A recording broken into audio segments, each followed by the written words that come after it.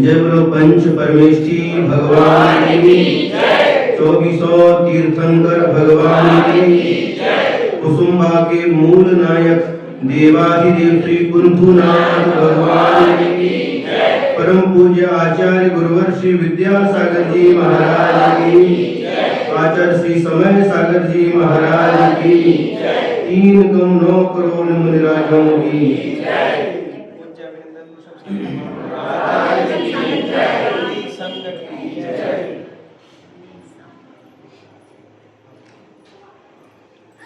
सत्वेषु मैत्रीं गुणेषु प्रमोदं क्लिष्टेषु जीवेषु कृपापरत्वं माध्यस्थभावं विपरीतवृत्तौ सदा ममात्मा विदधातु देव। सामयिक पाठ में जिसमें 32 छंद हैं, इसमें यह पहला छंद है। इसमें 4 बातें बतलाई गई है। संसार में 4 प्रकार के प्राणी रहते हैं और उनके साथ हमें कैसा बर्ताव करना है, कैसा व्यवहार करना है, यह बात इसके माध्यम से बतलाई गई है। सबसे पहले कहा सत्वेषु मैत्रीं। सत्वेषु, सत्व वाले प्राणी मात्र के प्रति मैत्री भाव रखना। प्राणी मात्र के प्रति मैत्री भाव रखना। पर्टिकुलर किसी व्यक्ति से मैत्री भाव, मित्रता यह तो देखी जाती है, लेकिन यहाँ पर कहा जा रहा है कि प्रत्येक प्राणी के प्रति मैत्री भाव।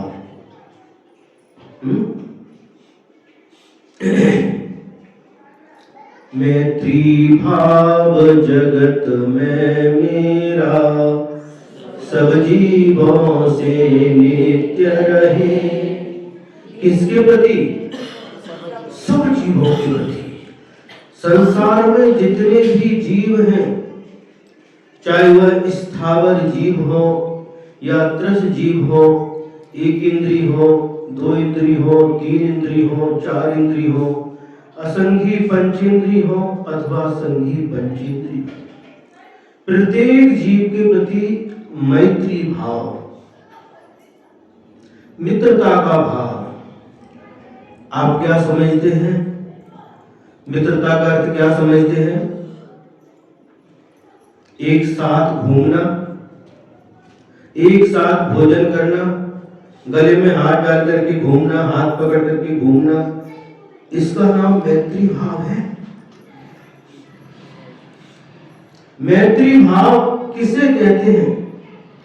कि मेरे मन वचन काया से किसी भी प्राणी को कोई कष्ट न पहुंचे, मेरे मन वचन काया की चेष्टा से हे भगवान किसी भी प्राणी का अहित न हो, ऐसी भावना प्रत्येक जीव के साथ रखना, इसका नाम है मैत्री भाव। अगर आपकी परिभाषा को हम देखेंगे, गले में हाथ डाल करके घूमना, तो ये सबके साथ घटित नहीं होगा। सुने कि नहीं? घर में यदि निकल आया हो कौन, काला काला, और आकर के फुसकारने लगा, फिर आप क्या करते हैं? लेकिन यहां तो लिखा सत्वेषु मैत्रीम, उसके प्रति भी मैत्री भाव, सर्प के प्रति भी मैत्री भाव, सिंह के प्रति भी मैत्री भाव, प्रत्येक प्राणी के प्रति मैत्री भाव। ये बात तो बहुत अलग है। सर्प के प्रति मैत्री भाव कैसे रहेगा? ये भगवान, ये जहां से आया है वहां चला जाए, अथवा जो सर्प मित्र रहते हैं इसको पकड़ करके सुरक्षित स्थान पर छोड़ दे, इसका जीवन सुरक्षित रहे, मारना नहीं। कई लोग घर में रहते हुए इस संकल्प की हिंसा करते रहते हैं। संकल्प की हिंसा का मतलब है संकल्प पूर्वक किसी के प्राणों को लेना। कई महिलाएं बालों में जुएं हो जाती तो उसमें कुछ डाल करके उन जुओं को मार देते।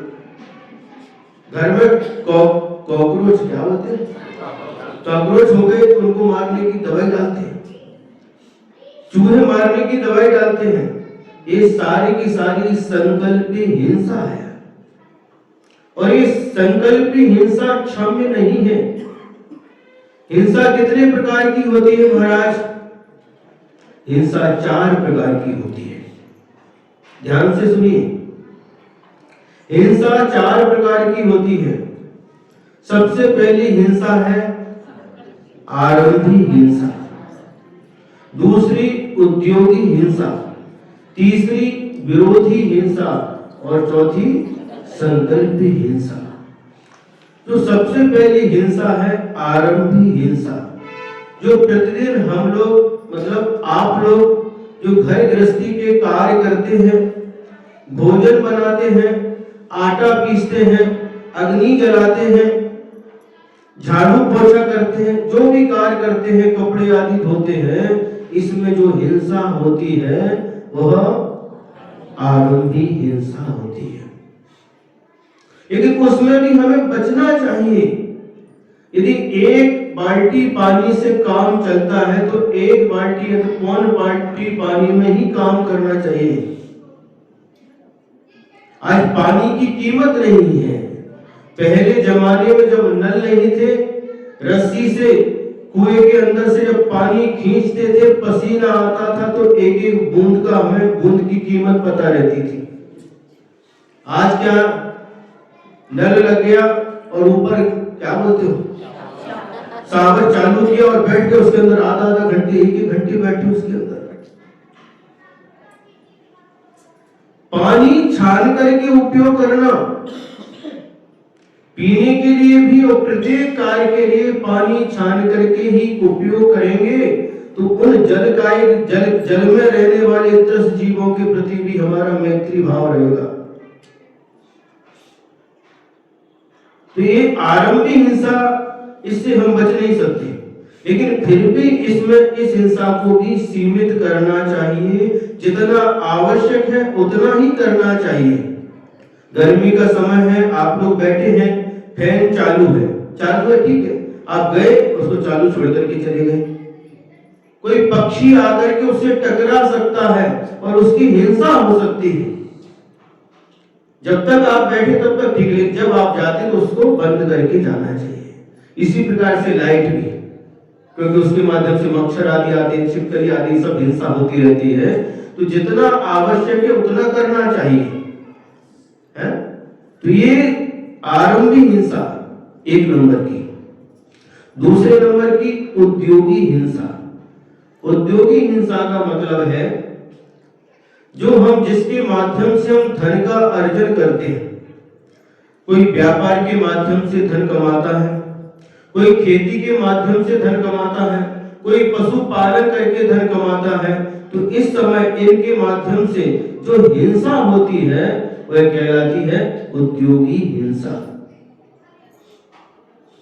लेकिन एक बात याद रखना, उद्योगी हिंसा अलग है और हिंसा का उद्योग अलग है। दोनों में अंतर समझना। उद्योगी हिंसा किसे कहते हैं? जो व्यापार आदि में जो हिंसा होती है वह उद्योगी हिंसा है। लेकिन हिंसा का ही उद्योग प्रारंभ कर दिया। ये मुर्गी पालन, कुक्कुट पालन, ये क्या क्या काम चालू कर दिए हैं। दारू का, शराब का ठेका, चमड़े की वस्तुएं बेचना, जूता चप्पल बेचना, और खेत में जो जीव जंतु होते ना, कीटनाशक दवाई बेचना, ये हिंसा का व्यापार कहलाता है, हिंसा का उद्योग कहलाता है। इसका शास्त्रों में निषेध है। जिसको जैन कुल में जन्म हुआ है और अहिंसा धर्म की जो उपासना करता है, अहिंसा परमो धर्म की जय बोलता है, उस व्यक्ति को कभी भी ऐसे हिंसा के उद्योग नहीं करना चाहिए। पटाखे नहीं बेचना चाहिए, चमड़े की वस्तु का, चमड़े के जूते चप्पल, बैग आदि पर्स आदि नहीं बेचना चाहिए। यह उद्योग हिंसा का उद्योग कहलाता है और हिंसा का उद्योग हमारे लिए क्षम्य नहीं है। हाँ, जो सात्विक व्यवसाय है, किराना है, कपड़े का है, बर्तन का है, सोने चांदी का है, और भी जो भी व्यवसाय सात्विक है जिसके लिए शास्त्रों में अनुमति दी गई है, ऐसे उद्योग करते समय जो हिंसा होती है उसका नाम उद्योगी हिंसा है। तीसरे नंबर की हिंसा है विरोधी हिंसा।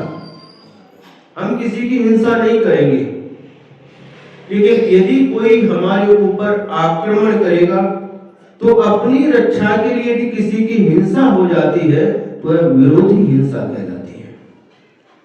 पहले जब राजा लोग हुआ करते थे, दूसरे राज्य के राजा जब आक्रमण करते थे, उस समय अपने राज्य की रक्षा के लिए युद्ध होते थे, और युद्ध में जो हिंसा होती थी वह हिंसा विरोधी हिंसा कहलाती है, और वह भी आवश्यक हो जाती है। आज आप लोग बैठ करके स्वतंत्रता की जो श्वास ले रहे हैं, कई लोग वहां पर, कहां पर, बॉर्डर पर रह करके आपकी रक्षा के लिए लगे हुए हैं। वह क्या कर रहे हैं? वो हिंसा नहीं कर रहे, तो आप लोगों की रक्षा के लिए वह नियुक्त किए गए हैं। यदि कोई आक्रमण करता है तो फिर उसके लिए जो हिंसा होती है युद्ध आदि के द्वारा, तो वह विरोधी हिंसा कहलाती है। हम अपने आप किसी को नहीं मारेंगे, लेकिन हमारे ऊपर, हमारे देश के ऊपर यदि कोई आक्रमण करेगा तो अपने देश की रक्षा के लिए जो दूसरे की हिंसा होती है यह विरोधी हिंसा कहलाती है। ये तीन प्रकार की हिंसाएं श्रावकों के लिए क्षम्य है। चौथी हिंसा है संकल्पी हिंसा, जो श्रावक के लिए क्षम्य नहीं है। बिना मतलब के किसी भी जीव का हनन नहीं करना।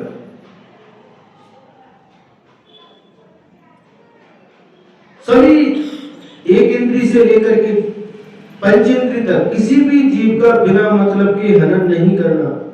बिना मतलब के अग्नि जला रहे हैं, कई लोग रहते हैं जो बूढ़े हो गए, कोई काम नहीं होता घर पे तो कुछ ना कुछ करते बैठते हो। हाँ, कुछ ना कुछ कर रहे तो ठीक है, लेकिन उसमें हिंसा का समावेश नहीं होना चाहिए। संकल्प की हिंसा श्रावक के लिए क्षम्य नहीं है।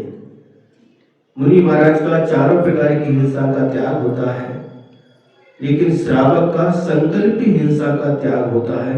जो हमने बताया ना, कॉकरोच आदि मारने के लिए जो उद्यम करते हैं, ये सारे के सारी जो हिंसा है वह संकल्पी हिंसा है। संकल्पी हिंसा का श्रावक का त्याग होता है।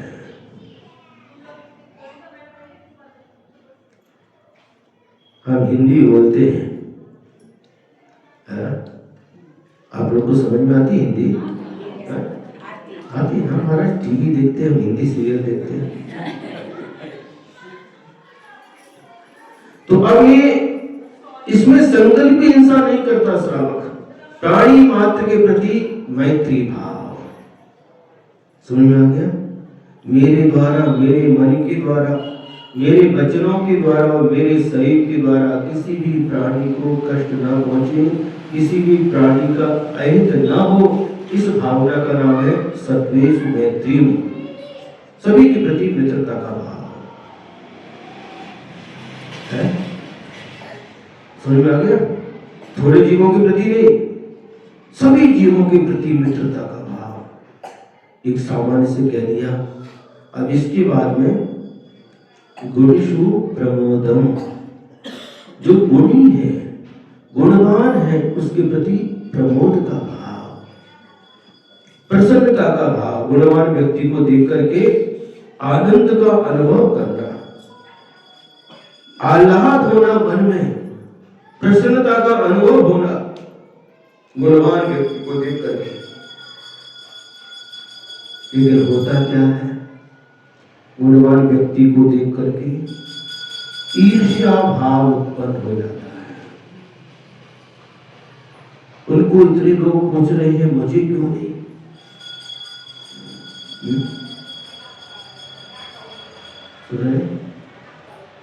उनके प्रति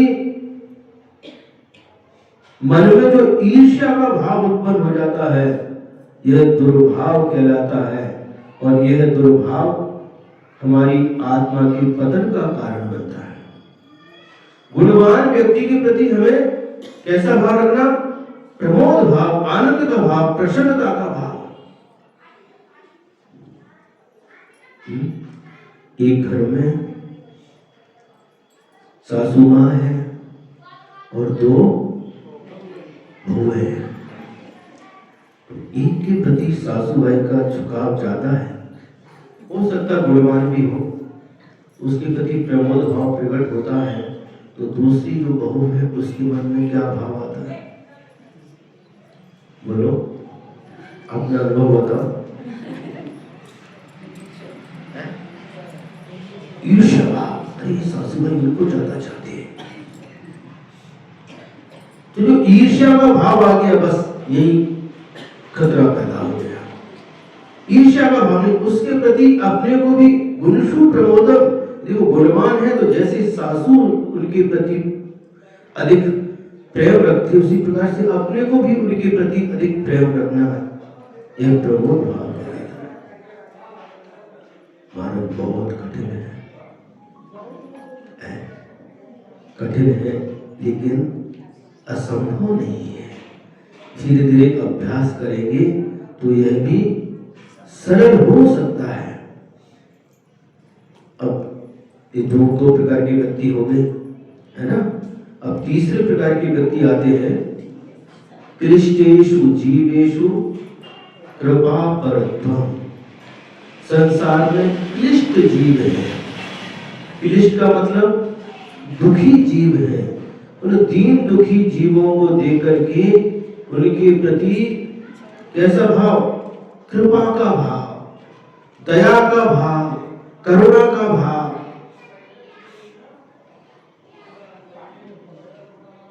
समझ में आ रहा कि नहीं?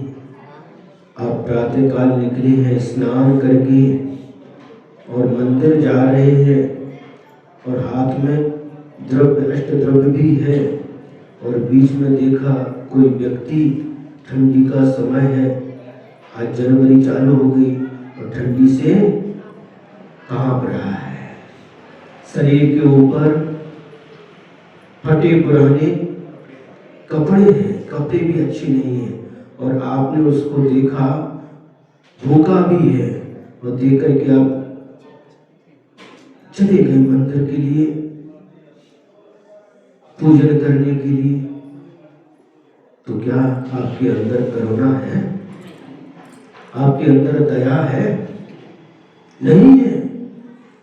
पूजन करना आवश्यक है, लेकिन उसके पहले यदि कोई दीन दुखी व्यक्ति दिखता है तो उसके ऊपर करुणा करके उसके दुख को दूर करने का प्रयास करना चाहिए। सम्यक दर्शन जैन दर्शन का मूल है। दर्शन मूलो धम्मो आचार्य कुंद स्वामी की घोषणा है। धर्म का मूल यदि कोई है तो सम्यक दर्शन है। मूल का मतलब जड़, जैसे झाड़ होता है ना, पेड़, उसकी जमीन के अंदर जब बीज होते हैं तो बीज की यात्रा दो तरफ होती है, एक ऊपर की तरफ और एक नीचे की तरफ जमीन के अंदर। तो जमीन के अंदर जो वह बीज की यात्रा होती है, जहां तक वह अपना फैलाव करता है, वह सब जड़ कहलाती है, मूल कहलाता है। तो वृक्ष जिस प्रकार से उस जड़ के ऊपर उसका टिकना होता है, जड़ जितनी गहरी होगी, जितनी मजबूत होगी, उतना ही वृक्ष टिकेगा, टिकाऊ होगा। तो उस जिस प्रकार से वृक्ष के लिए जड़ें उसके टिकने के लिए कारण बनती हैं, वह मूल है, उसी प्रकार से धर्म का मूल कोई है तो सम्यक दर्शन है। और सम्यक दर्शन के 4 लक्षण बतलाए गए हैं: प्रशम, संवेग, आस्तिक्य और अनुकंपा। अनुकंपा किसे कहते हैं? तो आचार्य कुंद स्वामी ने पंचास्तिकाय में लिखा कि दीन दुखी व्यक्ति को देख करके और उसके दुख को अपना दुख समझ करके उसके दुख को दूर करने का नाम अनुकंपा है। किसी भूखे, प्यासे, रोगी अथवा अन्य कारण से दुखी व्यक्ति को देख करके उसके दुख को दूर करने का जो पुरुषार्थ किया जाता है, उसका नाम अनुकंपा है। आप गए, उसको देखा, भूख से तड़प रहा है और सर्दी से कांप रहा है, फिर भी यदि आप मंदिर चले गए पूजन के लिए, तो आपका पूजन करना बेकार है। हमारी बात जरा कड़वी लगेगी, आपको कड़वी लग सकती है, लेकिन कोई बात नहीं। जब कभी कोई बीमार होता है तो डॉक्टर के पास जाता है, दवाई कैसी देते? मीठी है? अरे मीठा खाकर के बीमार पड़े, कड़वी दवाई देते तो पूरा तुम्हारा रोग बाहर आ जाता है। हमारा कर्तव्य क्या? पूजन छूट गए तो छूट जाने दो, लेकिन उस व्यक्ति को जिसके प्राण संकट में है, उसके दुख को दूर करना, उसको भरपेट भोजन देना और उसको कपड़े देना ताकि उसका दुख दूर हो जाए, तो आपके अंदर अनुकंपा है। 2 साल पहले हमारा चातुर्मास कुशल में हुआ था, यवतमाल जिला में, और वहां पर एक दिन आहार करके लौट रहे थे। एक बड़ा पेड़ था बरगद का, और सामने से आवाज आई। 15-20 लोग साथ में आए थे छोड़ने के लिए, और आवाज आई, महाराज महाराज।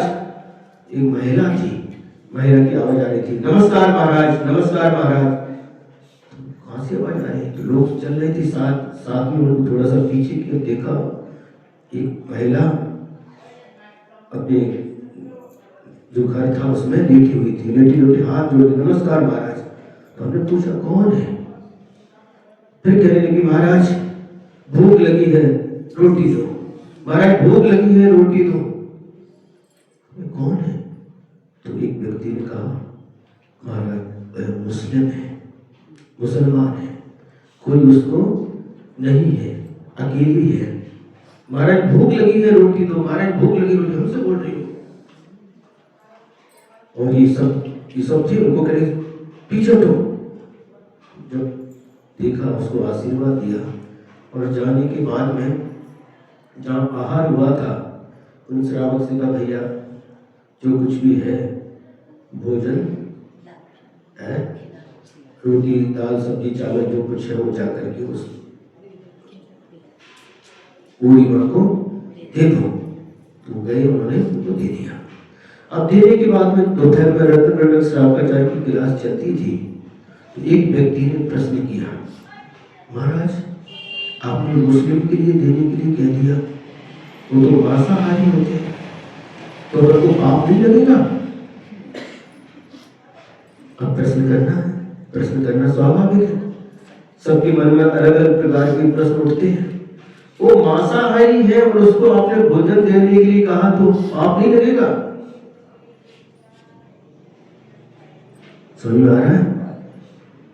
तो हमने कहा भाई वो मांसाहारी है, एक बात की बात है, अभी वह भूख से तड़प रही है, रोटी मांग रही है, मांस नहीं मांगा उसने, रोटी मांग रही है।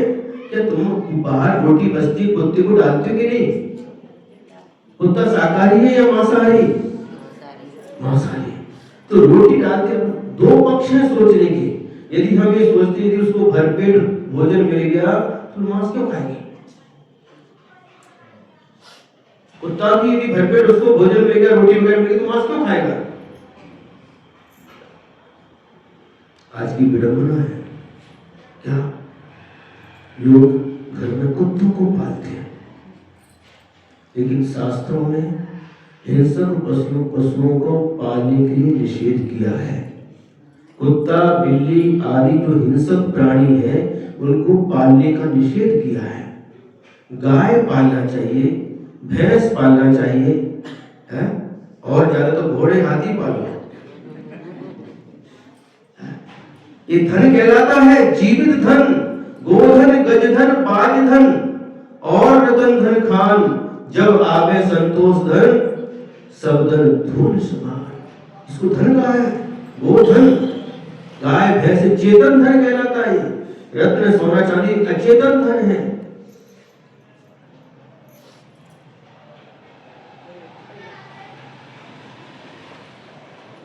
तो जब उनको बताया यदि उसको रोटी मांग रही, तड़प रही है भूख से, और उस समय रोटी मांग रही, और अगर रोटी नहीं देंगे तो हमका धर्म कहाँ है हमारे अंदर? धर्म कहाँ है हमारे अंदर?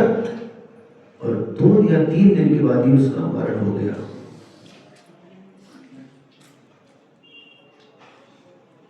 समझ में आ रहा है? नहीं आ रहा? तो बोलो, नहीं तो हमको लगता है स्टेज से बैठे हैं। ये तो हम तो बोलते जा रहे हैं टेप रिकॉर्ड जैसे हम। तो इस प्रकार से एक अनुकंपा, हम जब पूजन के लिए निकले हैं तो हमारा कर्तव्य है पूजन की थाली छोड़ दो एक तरफ, पहले उसके दुख को दूर करने का प्रयास करना, ये अनुकंपा है। और अनुकंपा सम्यक दर्शन का लक्षण है। यदि आपके अंदर अनुकंपा नहीं है, दया नहीं है, करुणा नहीं है, तो आप धर्मात्मा होने का नाटक कर सकते हो, वास्तव में आप धर्मात्मा नहीं हो।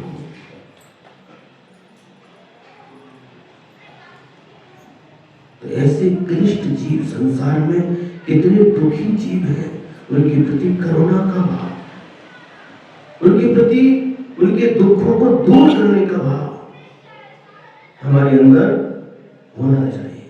दीन दुखी जीवों पर मेरे उनसे करुणा स्रोत बहे। दीन दुखी जीवों को देख करके करुणा का स्रोत बहना चाहिए, करुणा का झरना झरना चाहिए। कितने हो गए? 3 हो गए। सत्वेषु मैत्रीम, गुणेषु प्रमोदम, क्लिष्टेषु जीवेषु कृपा करत्वम्। अब आगे माध्यस्थ भावम विपरीत वृत्तम। जो विपरीत आचरण करने वाले हैं, विपरीत वृत्ति वाले हैं, उनके प्रति माध्यस्थ भाव। माध्यस्थ का मतलब क्या है? न उनके प्रति राग, न उनके प्रति द्वेष, तटस्थ रहना, इसका नाम माध्यस्थ भाव है। दुर्जन क्रूर कुमार रतों पर छोड़ नहीं मुझको आवे, साम्य भाव रखूं मैं उन पर, ऐसी परिणति हो जाए। जो दुर्जन है, क्रूर है और कुमार पर चलने वाले हैं, उनके प्रति हमारे मन में क्षोभ नहीं होना चाहिए। भगवान से प्रार्थना करना चाहिए, हे भगवान ये जो क्रूर है इनकी क्रूरता दूर हो जाए, दुर्जन है इनकी दुर्जनता दूर हो जाए, ये भी सज्जन बन जाए। और जो कुमार्ग पर चल रहे हैं भगवान, ये भी सन्मार्ग पर चलना प्रारंभ करें। ऐसी कुल जीवों के प्रति भी सद्भाव रखना चाहिए, मन में क्षोभ नहीं करना चाहिए, साम्य भाव रखो में उनपर। हे भगवान, ऐसी आत्मा के अंदर हमारी परिणति हो जाए कि आप उनको देख करके मन में क्षोभ उत्पन्न नहीं हो, किंतु साम्य भाव उत्पन्न हो जाए।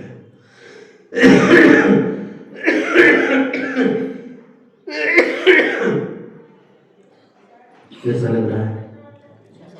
अच्छा लग रहा है? तो ये जो शास्त्रों की जो बातें हैं, जिनवाणी में जो कुछ हमारे लिए कहा गया है, दो प्रकार की बातें बतलाई जाती हैं, एक विधि रूप में, एक निषेध रूप में। कुछ चीजें करने के लिए कहा जाता है और कुछ करने का निषेध किया जाता है। हिंसा मत करो, ये क्या हो गया? निषेध हो गया। अहिंसा का पालन करो, ये विधि हो गई। पाप मत करो, निषेध। धर्म करो, व्रतों का पालन करो, ये विधि। दो प्रकार का उपदेश शास्त्रों में मिलता है। तो शास्त्रों में जो निषेधात्मक है वह नहीं करना है, और जो विधि आत्मक है, करने के लिए कहा है, उसे करना है। समझ में आ रहा है? हाँ। 25 क्रियाओं में एक सम्यक वर्धनी क्रिया आती है, एक मिथ्यात्व वर्धनी क्रिया आती है। तो मिथ्यात्व वर्धनी क्रिया का निषेध किया है, क्योंकि जिस क्रियाओं को करने से मिथ्यात्व की पुष्टि होती है, मिथ्यात्व की वृद्धि होती है, वह मिथ्यात्व वर्धनी क्रिया कहलाती है, उसे करने का निषेध किया है। और जिन क्रियाओं को करने से, देव शास्त्र गुरु की पूजा आदि करने से क्या होता है? सम्यक दर्शन पुष्ट होता है, सम्यक दर्शन की वृद्धि होती है और सम्यक दर्शन दृढ़ होता है। ऐसी सम्यक वर्धनी क्रियाएं करना चाहिए। अभी आरिका सुनयमती जी ने बताया, क्या? नया वर्ष अपने धर्म के हिसाब से वीर निर्वाण संवत, इसको बोलते हैं, महावीर भगवान के निर्वाण से लेकर के वह प्रारंभ होता है, वह है। लेकिन आज लोक की ये प्रसिद्धि हो गई, तिथि आज किसी को याद नहीं। कौन सा महीना चल रहा है बताओ? जनवरी, फरवरी, मार्च, अप्रैल। लेकिन चैत्र, वैशाख, जेठ, आषाढ़, सावन, भादव, कुआर, कार्तिक, अगहन, पूस, माह, ये सब भूल गए। ये अपने वास्तविक हिंदी महीना है। आज जो कुछ भी चल रहा है, आज उसी से चल रहा है। आज क्या कहते हैं जो ये लोग, क्या बोलते हैं? रात को 12 बजे दिन बदल गया। कल 31 दिसंबर था 2025, 12 बजे 2026 लग गया। लेकिन जो तिथियां हैं, तिथियों के हिसाब से, जैसे आज त्रयोदशी है, सूर्योदय होते ही त्रयोदशी का प्रारंभ हो गया, 12 बजे से नहीं होता। और कल जब तक दूसरा सूर्योदय होगा तो कल चतुर्दशी लग जाएगी। हम ये सब चीजें भूलते जा रहे हैं, जो हमारी भारतीय परंपरा है उसको हम भूलते जा रहे हैं। और जो अंग्रेजी महीने, अंग्रेजी तारीख, इसी के हिसाब से पूरा लोक व्यवहार चालू हो गया है। कोई बात नहीं, लेकिन लोक में रहते हैं। यद्यपि सत्यम लोक विरुद्धम न करणीयम न चरणीयम।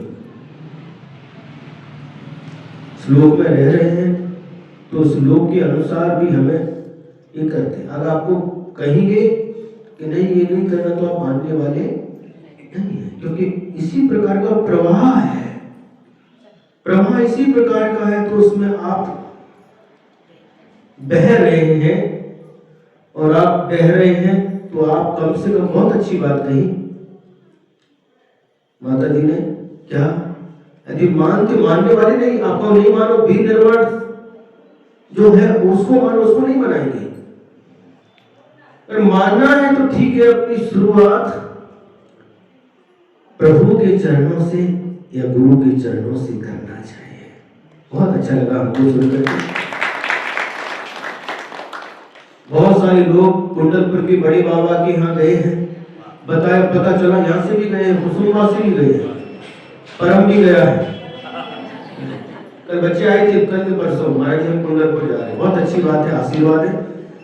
कम से कम होटल में तो नहीं जा रहे, वार में तो नहीं जा रहे, इधर उधर फालतू के जिससे पाप का अर्जन होता है, पाप की वृद्धि होती, ऐसी जगह तो नहीं जा रहे। इतना तो कम से कम तीर्थ क्षेत्र पर जा रहे हैं। कई लोग मांगी तुंगी, कई लोग संगीत शिखर, कई लोग श्रवण बेलगोला बावली भगवान के चरणों में, और कई लोग गुरुओं के चरणों में जाकर के गुरु का आशीर्वाद लेकर के प्रारंभ करते हैं।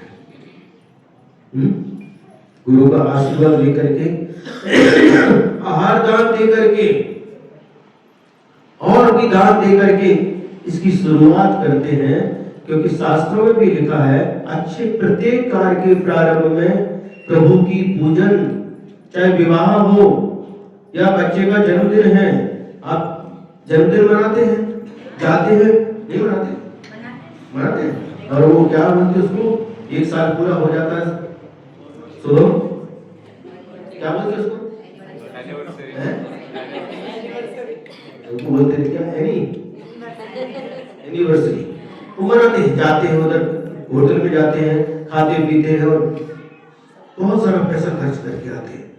अरे मनाए तो मनाओ, कम से कम भगवान की पूजन करके मनाओ, विधान करके मनाओ। जितने साल के हो गए उतने नारियल लेकर के जाओ, भगवान के चरणों में चढ़ाओ।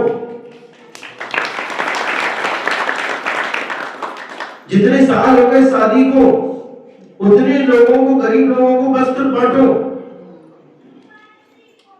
वृद्धाश्रम में जाकर के दान करो, गौशालाओं में दान करो। इससे दान और पूजा के माध्यम से ये कार्य करेंगे तो पुण्य का अर्जन होगा। भी होटल में जाकर के और इस प्रकार से क्या बोलते हो, गोवा होगा इधर उधर घूमते रहते हैं, इस पाप का अर्जन होता है। इससे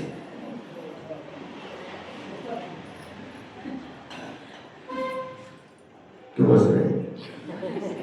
गल खोल दिया।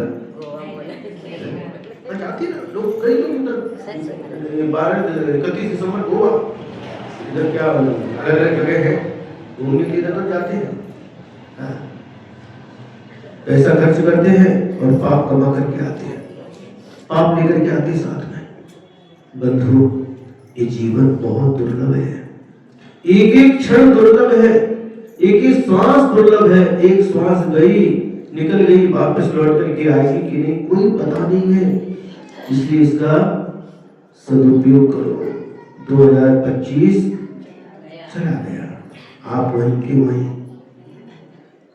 26 आ गया, वो जाता था कुछ नहीं है, काल चक्र अखंड है, वो चला गया आ गया, ऐसा कहां से आया?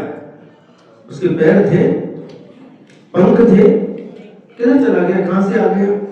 लेकिन व्यवहार, काल द्रव्य के माध्यम से जो व्यवहार होता है, इस प्रकार से कहा जाता है।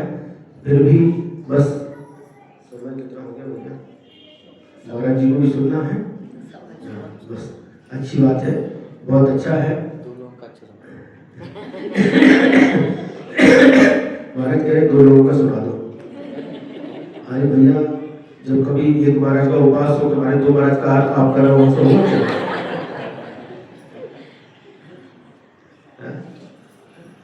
बहुत अच्छा है। कुसुम्बा वालों, ये आपका कुसुम्बा मांगी तुंगी सिद्ध क्षेत्र का द्वार है।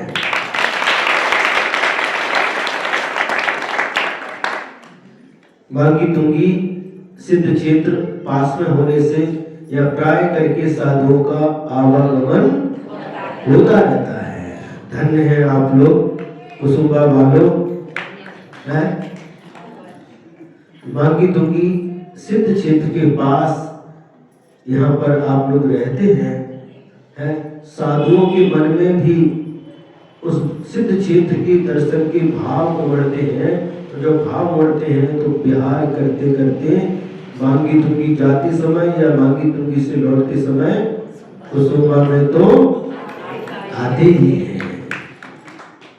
गुरुदेव के साथ में 29 साल पहले मांगी तुंगी के दर्शन करके कुसुम्बा आए थे और अभी कुसुम्बा से मांगी तुंगी दर्शन करने के लिए जा रहे हैं, जाने का भाव है।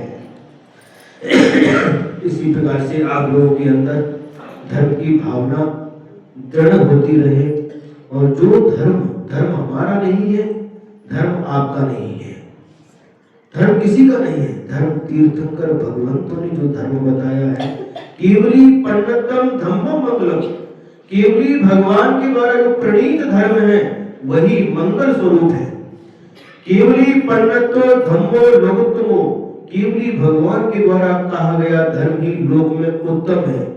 और केवली पन्नतम धम्मम शरणम प्रवज्जामि, केवली भगवान ने जो धर्म कहा है उसी की शरण को मैं प्राप्त होता हूँ। केवली भगवान के द्वारा कहा गया ही धर्म ही वास्तव में सच्चा धर्म है और उसी सच्चे धर्म की शरण में हम सबको रहना चाहिए, रहना चाहिए।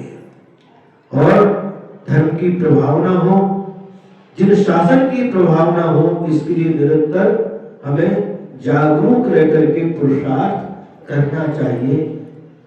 तभी ये जैन धर्म की प्रभावना होती रहेगी और जैन धर्म की प्रभावना निरंतर बढ़ती रहे। उसके साथ साथ आत्म प्रभावना भी हो। इन्हीं मंगल भावनाओं के साथ आज 1 जनवरी 2026 का यह वक्तव्य, छोटा सा वक्तव्य आपके सामने प्रस्तुत करने का प्रयास किया है। जो आपको अच्छा लगा हो उसे अवश्य ग्रहण करना और जो अच्छा नहीं लगा हो एक बार हमारे पास छोड़ करके चले जाना। हाँ? सभी के लिए हमारा बहुत बहुत आशीर्वाद है। निरंतर आप लोग धर्म के मार्ग पर बढ़ते रहे, लेकिन धर्म कौन सा? केवली भगवान के द्वारा, तीर्थंकर भगवंतों के द्वारा बताया गया धर्म वही वास्तव में सच्चा धर्म है। उसी रास्ते पर चल करके हमारी आत्मा परमात्मा बन सकती है। जितने भी परमात्मा बने हैं, सिद्ध भगवान बने हैं, इसी मार्ग से चल करके गए हैं और हमें भी इसी मार्ग से चल करके एक दिन भगवान बनना है। हम सभी उस परम पद को प्राप्त करें, परमात्मा पद को प्राप्त करें, सिद्ध भगवान बने। इन्हीं मंगल भावनाओं के साथ जय बोलो अनंतानंत सिद्ध परमेश्वरी भगवान की, देवादिदेव श्री कुंथुनाथ भगवान की, परम पूज्य आचार्य गुरुवर श्री विद्यासागर जी महाराज की।